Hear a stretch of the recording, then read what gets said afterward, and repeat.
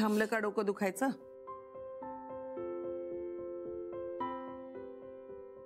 काय करतोयस? अगं अनब्लॉक करतोय. कुणाला? कुणाला काय यायची? मग ब्लॉकच कशाला करायचं? मी नव्हतं केलं, बीबी आत्याने केलं होतं.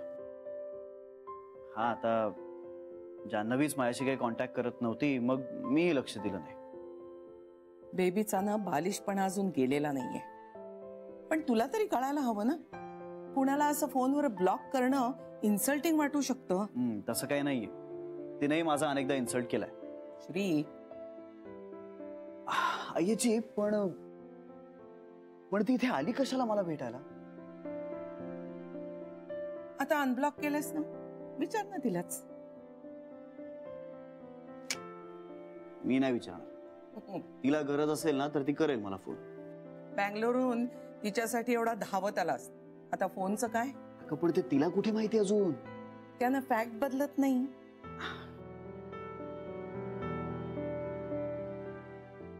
तुला ती तुझ्या आयुष्यात हवीये. ती तिची चूक मान्य करणार असेल तर. नाहीतर काय, मला काही तसा फार फरक नाही पडत. हे माझ्याकडे पाहून बोल.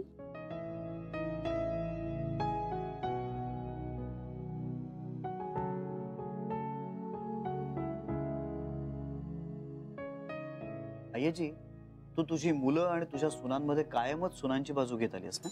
नाही श्री, मी नेहमी न्यायाची बाजू घेत आली आहे. म्हणजे आता यावेळी तुला माझी बाजू घ्यावी लागणार आहे. तिची बाजू कुठे कळली अजून? तिची बाजू उघड आहे. बघू. काय बघायचंय? आता मी तिचा नंबर अनब्लॉक केलाय, आता नाही फोन करणार. इतके दिवस मी घरी होतो तेव्हा स्वतःहून येऊन भेटावंसं नाही वाटलं. एक काम स्वतः करत नाही आणि माझ्यावर मात्र डाफरत असते दरवेळी.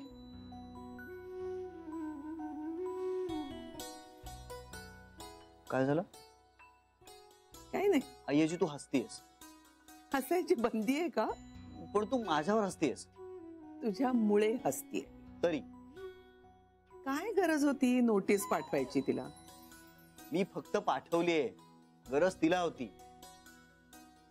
बरं बाबा. नाही, तू बोल ना.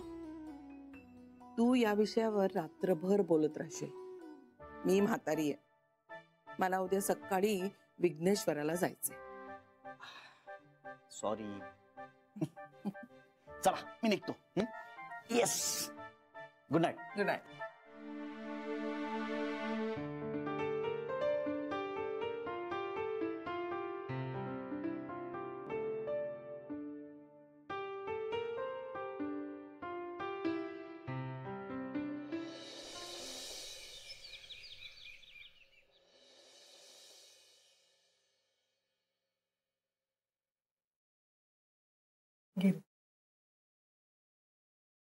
अरे, तुझं हे अजूनही चालू आहे? नाही रे, पूर्वीपेक्षा बरं आहे आता. मला तोंड दिलंय ना देवानी. बर, मी चुकले, तुम्ही सांगा. पूर्वीपेक्षा बरं आहे आता.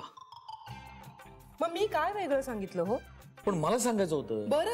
बरं, म्हणजे तू अजून पूर्ण स्ट्रेस फ्री झालेला नाहीयेस? नाही श्री, तसं नाही जमणार मला. म्हणजे माझा स्वभाव बघता अवघड आहे माझं. काका, तू मेडिटेशन का नाही ट्राय करत? तुला येतं? नाही, मला येत नाही, पण तू इंटरेस्टेड असशील तर बघूया ना आपण. मग डोकं दुखायचं थांबणार असेल तर माझी तयारी आहे. पण मेडिटेशन म्हणजे गोळी शिवाय. हा शरा, मेडिटेशन म्हणजे मेडिकेशन नाही, एवढं कळतं मला. मी आपलं सहज म्हटलं. सहज सतत नवऱ्याला घालून पाडून बोलायचं. अहो, एक मिनिट. तुम्ही दोघं भांडण्यापेक्षा जरा मी काय सांगतोय ते ऐक. काका, आपलं एक नर्मदा योग सेंटर आहे ना, तिकडचे काही कार्यकर्ते मला भेटायला आले होते परवा. अरे, खूप इम्प्रेस झालो मी त्यांच्या कामाने. म्हणजे स्पेसिफिकली ते प्रेग्नंट बायकांसाठीच जास्त काम करतात, पण अदरवाईज सुद्धा स्त्रिया पुरुष हे सगळे योगा प्राणायाम मेडिटेशन शिकायला जातात तिकडे. म्हणजे हे सगळं ऐकल्यानंतर खरं तर मलाही शिकण्याची खरंच खूप इच्छा आहे. पण आत्ता जमेल की नाही मला माहित नाही. पण तू यावर विचार कर, तू शिक, आणि तुला जर फायदा झाला तर मग घरचे सगळेच जातील ना. अतिशय वाईट आयडिया आहे. शी, तुम्ही अजिबात जाऊ नका. जातो मी. अहो, झेपणार आहे का तुम्हाला? उगाच आपलं काहीतरी करत बसायचं. तुला काय कळतं का त्यातलं? हा, श्री म्हणतोय तर जाईन मी. माझं ऐका, नसतं झेंगट मागे लावून घेऊ नका. तुम्हाला जमणार नाहीये ते. आता तर मी जाणारच. अरे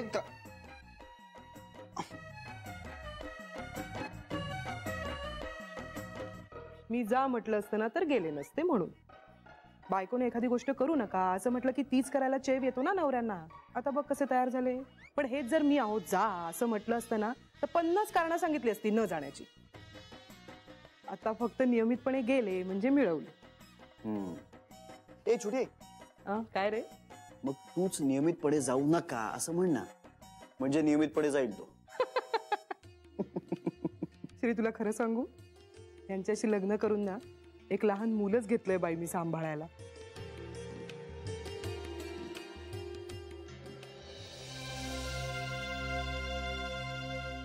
निघालीस इतक्या लवकर? योगा सेंटरला जायचंय. काही उपयोग आहे का जाऊन? बघूया. आज रविवारचं? मला आज जरा यायला उशीर होईल. हा, उशीर का होणार आहे? जरा काम आहे. ताईडा, मी येऊ तुझ्यासोबत? तुला रविवारी सुट्टी असते का पिंट्या? आणि त्यात नवीन नवीन जॉब सुरू झालाय तुझा. मग मी येऊ का? बाबा नको, मी जाईन. काय मेलं त्या लेकराचं नशीब. जन्माला येण्याच्या आधीच एवढे भोग, जन्माला आल्यानंतर काय वाढून ठेवलंय देवाच ठाऊक. मी निघते. सावकाश जा. हो बाबा. ताईडा, तुला बरं वाटत नाहीये का? का रे? नाही म्हणजे जर तुला बरं वाटत नसेल तर आज घरीच थांब ना, म्हणजे आराम कर. अरे आराम करून कसं चालेल तिला? तसं काहीच नाहीये. येते मी.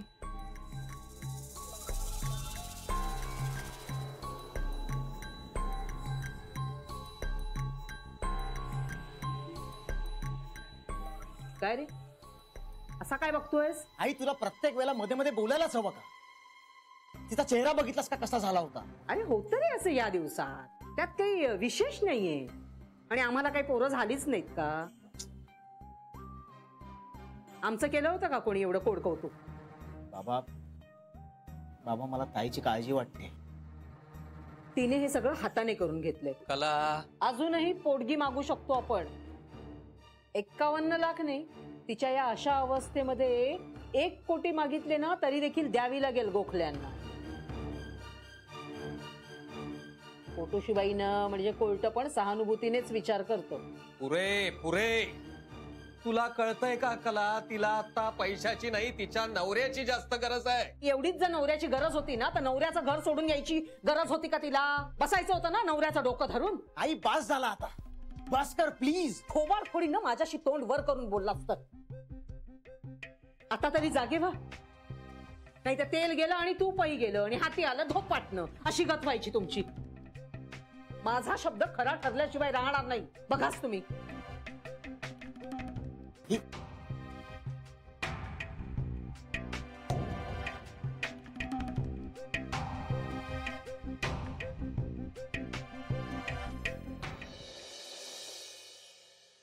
अहो, काय हे बाहेरून आलात आणि माझ्याशी न बोलता चाललात कुठे? तरा श्रीला भेटायला जायचं. का? काम आहे माझं. तो ऑफिसला गेलाय. चहा टाकू? चहा टाकू विचारलं का त्यात काय पच करण्यासारखं? त्याच्यावर नाही का बाई, आज रविवारी कशाला ऑफिसला गेलाय तू? काम आहे त्याचं. बरं आई कुठे आहे? काय झालं सांगा ना. आई कुठे आहे? विघ्नेश्वराच्या देवळात गेले. चहा टाक. तर त्याच्यावर काय पच करायचंय? अहो नाही, मी काय झालं ते सांगणार का मला शांतपणे? नाही. मग मी चहा देणार नाही. म्हणजे चहा देईन पण मी त्यात आलं नाही घालणार. बरं घालेन, आलं घालेन, पण साखर अजिबात नाही घालणार. शरा बसा, देते.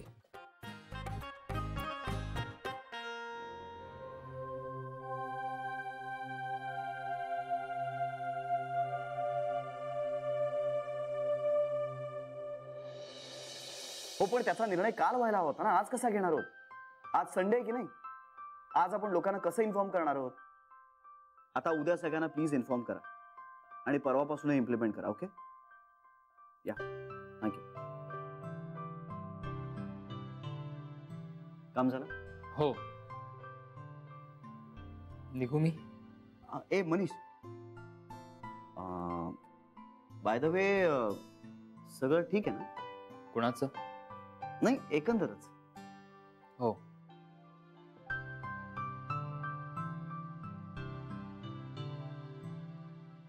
काय झालंय मनीष? नाही, काही नाही. तू नीट बोलत नाहीयेस. नाही, तसं काही नाहीये.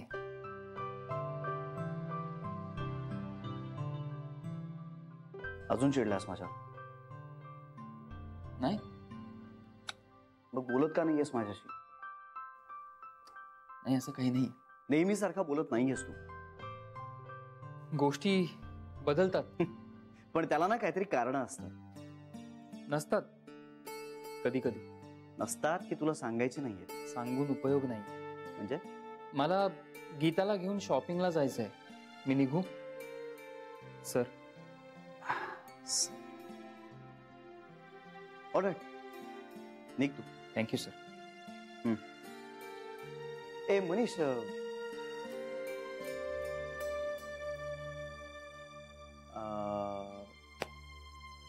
जानवी बरी आहे ना?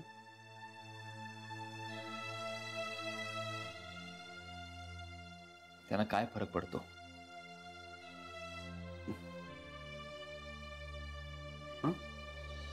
अरे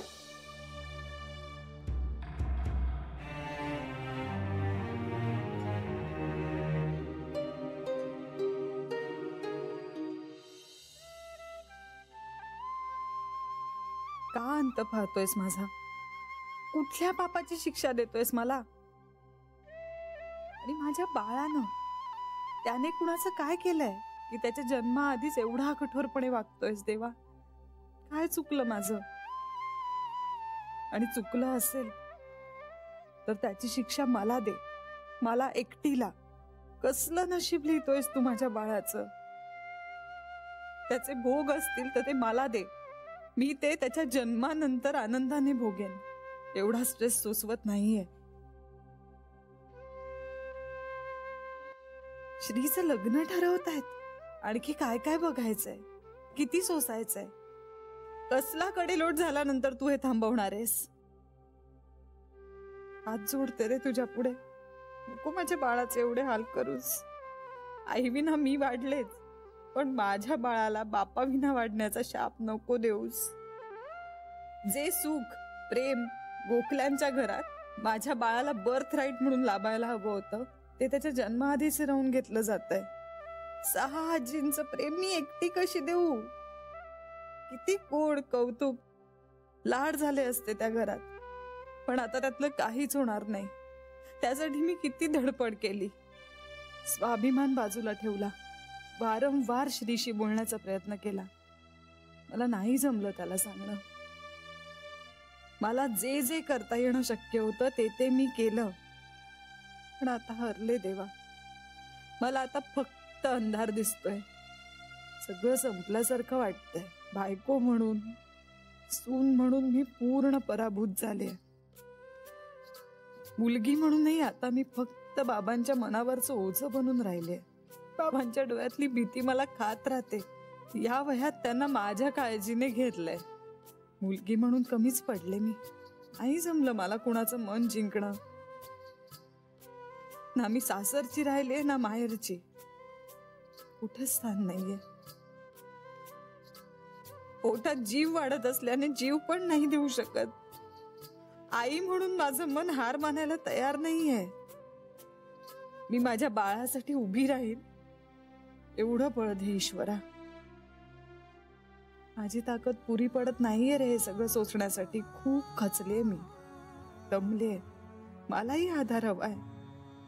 एकटीला हे सगळं नाही झेपत आहे. खरंच मला खंबीर होण्यासाठी बळ दे देवा. पोटात जीव दिलास तर त्याच्यासाठी ताकद पण दे प्लीज देवा.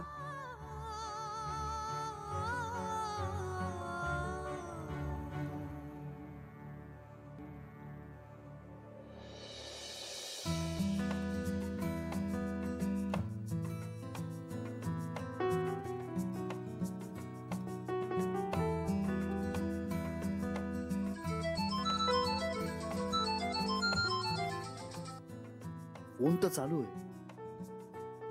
जान्हवी फोन का नाही करत आहे?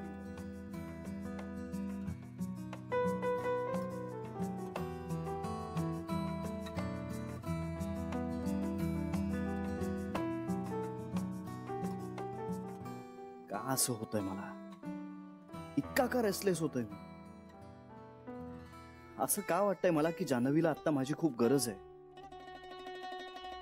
जान्हवी म्हणते तसं खरंच बाकी सगळे संपर्क थांबले की मनाचा संपर्क सुरू होतो का? छे छे छे, असं काही नसणार. अरे साधं लॉजिक आहे. जान्हवी ऑल द वे माझ्या घरी आली होती म्हणजे तिचं माझ्याकडे काहीतरी काम असणार. पण मग करावा का तिला फोन? बोलावं का तिच्याशी? नको, पण तिचा काय मूड असेल ह्याचा काही अंदाज नाही. करू का फोन? निदान विचारतो तरी तिला की तुला काही बोलायचं होतं का? नाही, पण चिडली म्हणजे चिडू दे. करू की नको करू? मला बोलावं असं तर वाटतंय, खूप वाटतंय. असं वाटतंय की आता तिला माझी गरज आहे, खूप गरज आहे. मी तिच्या जवळ असायला पाहिजे. काय झालंय मला? मी जान्हवी सारखा का विचार करतोय? एवढं तीव्रपणे का वाटतंय की आता आपण जान्हवी बरोबर असायला हवं? जान्हवी म्हणते तशी ही टेलिपॅथी वगैरे असेल का? की आपले माझ्या मनाचे खेळ आहेत. मलाच तिच्याशी बोलायचंय आणि मीच वेगवेगळी कारणं शोधत नसेल ना? प्लीज कॉल कर मला. Please please please Janhavi, please call कर. सगळी भांडणं संपवू आपण. खरंच आता खूप झालं. प्लीज कॉल कर मला.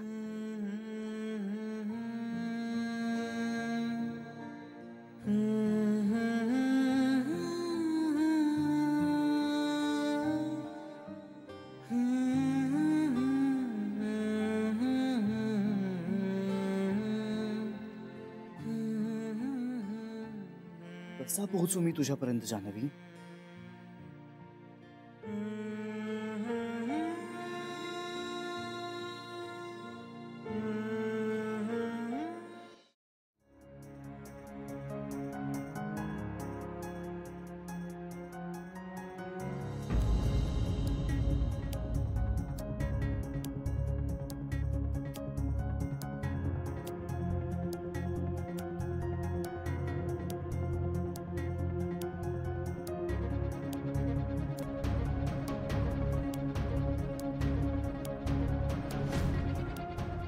जान्हवी,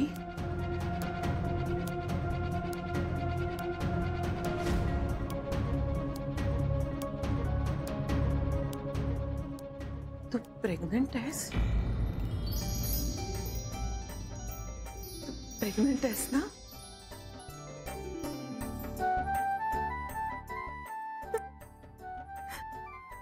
चेहऱ्यावरच वाटतंय.